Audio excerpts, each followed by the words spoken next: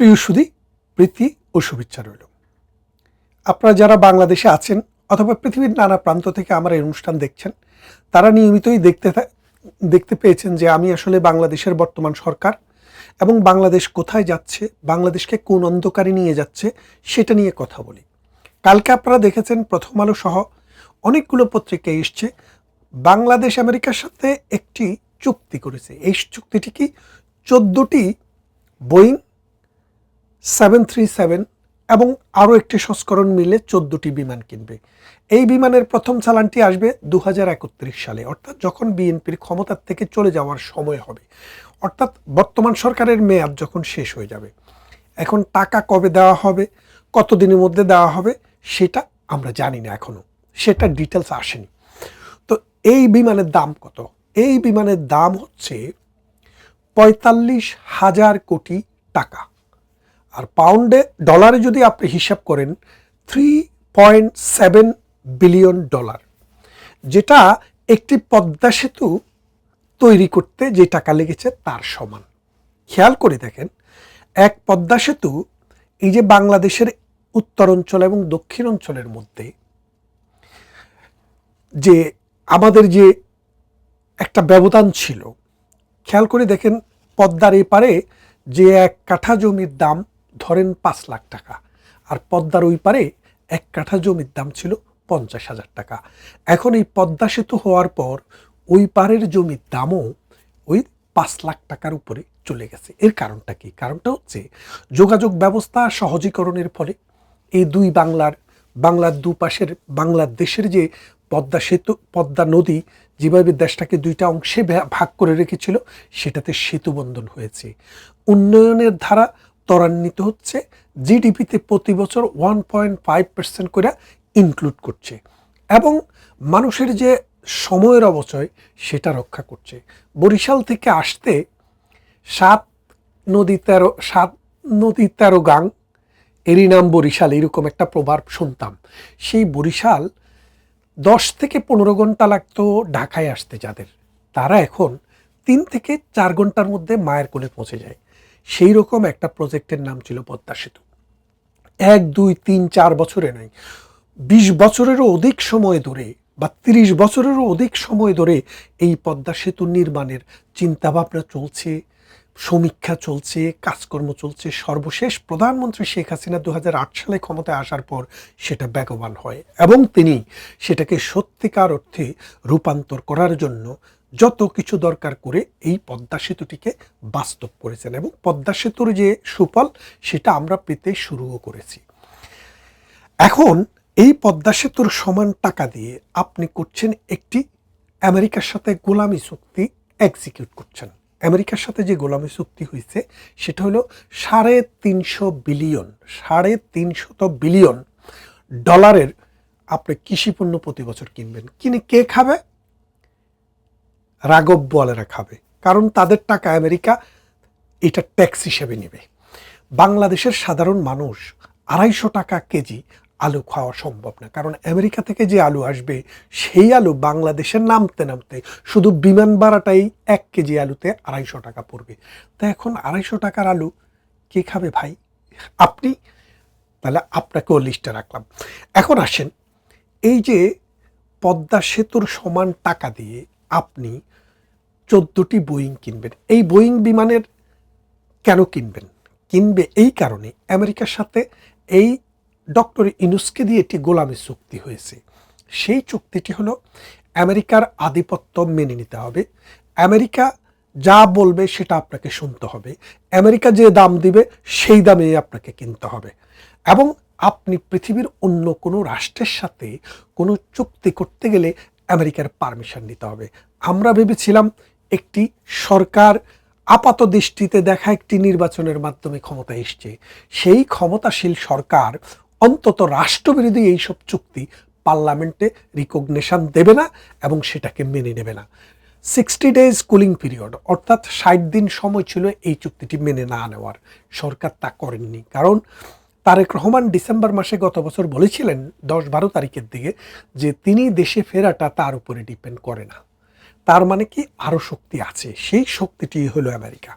আমেরিকার সাথে তিনি আনকন্ডিশনাল শর্তে রাজি হয়েছেন যে তোমরা যেই সত্য দিবা, যেই রকমের চুক্তি করতে বলবা আমি তাই করব, আমাকে দেশে ফিরাও এবং ক্ষমতার মসনদে বসাও, জামাত যা তোমাদেরকে দেবে আমি তার চেয়ে বেশি দেব। এই কথা বলার পর তারেক রহমানকে ক্ষমতায় বসিয়েছে। আপনারা জানেন এই চুক্তিটি, এই যে বাংলাদেশের বাজেটের 20% সমান যে টাকা, এই টাকা দিয়ে বোয়িংয়ের সাথে এই 14টি বিমান কেনার চুক্তি হয়েছে। অর্থাৎ এক বছরে যদি আপনি 750 থেকে 800 বিলিয়নের মতো যদি আমাদের টোটাল বাজেট ধরেন, সেই বাজেটকে 45 বিলিয়ন টাকা দিয়ে যদি ভাগ দেন, তাহলে দেখবেন 17 থেকে 20% আমাদের বাজেটের এই সমান টাকা এই বোয়িংয়ের সাথে চুক্তি হয়ে গেছে। শুধু কি তাই, প্রতি বছর কৃষি পণ্য সহ 6,000 পণ্য আমেরিকা থেকে আনতে হবে।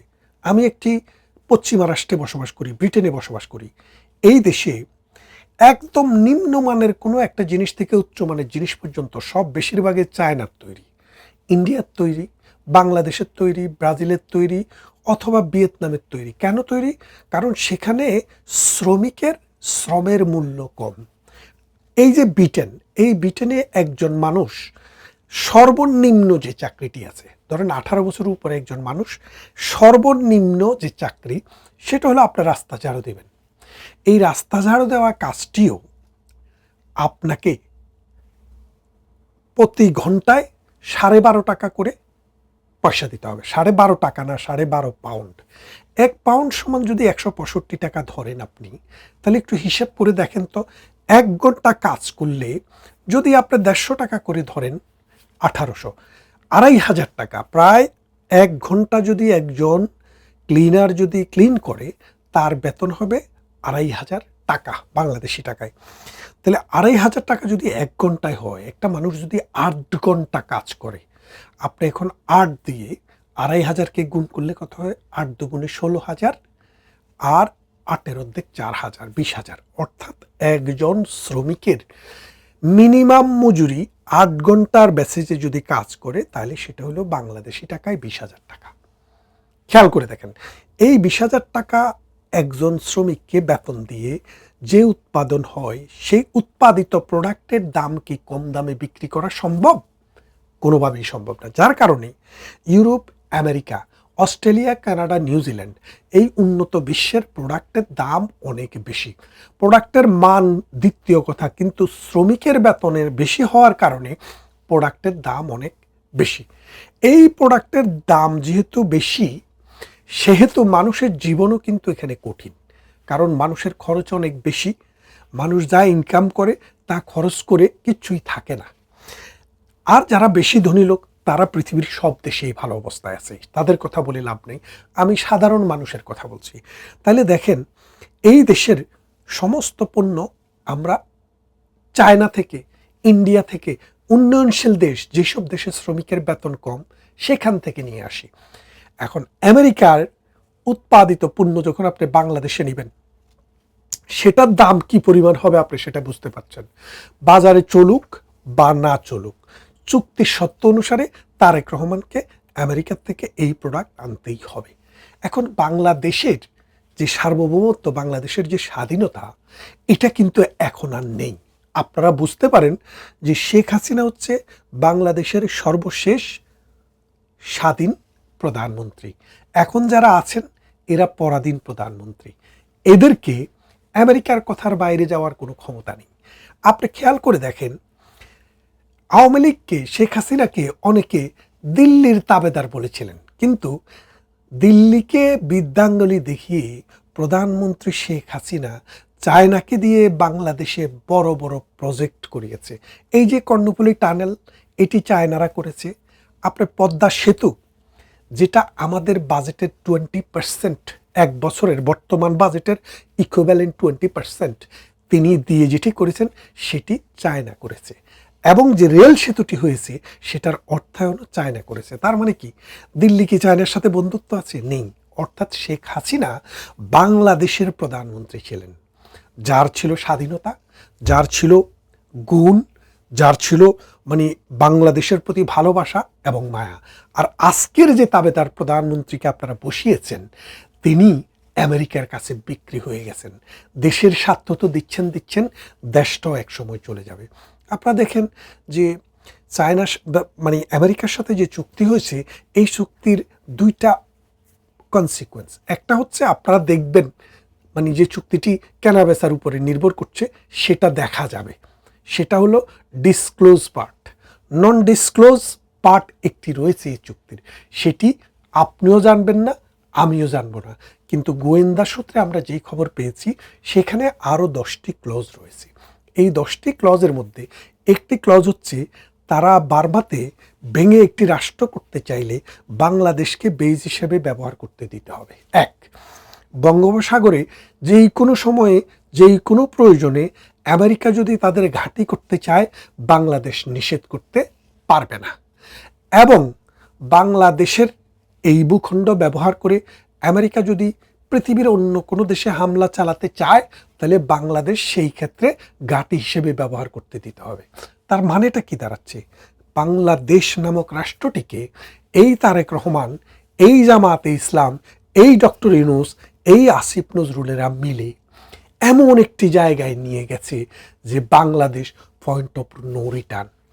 এই যে জুলাই মাসে আন্দোলন করার যে জনগণ ছিল, এই জনগণের মাথার উপরে লবণ রেখে যে বড়ি খাওয়া সেই বড়ই খাওয়া লোকেরা, এই নাহিদ, এই সার্জিস, এই হাসনাতরা কোটি কোটি টাকার মালিক হয়েছে, আমেরিকাতে বাড়ি গাড়ি হয়ে গেছে, আমেরিকার টিকিট হয়ে গেছে।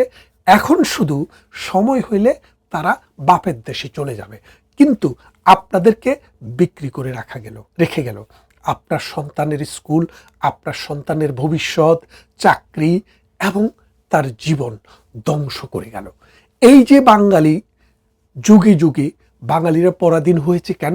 দেশীয় মির্জাফরের কারণে। এই দেশীয় মির্জাফরদের নেতৃত্ব দিয়েছে আসিফ নজরুল এবং ডক্টর ইউনূস।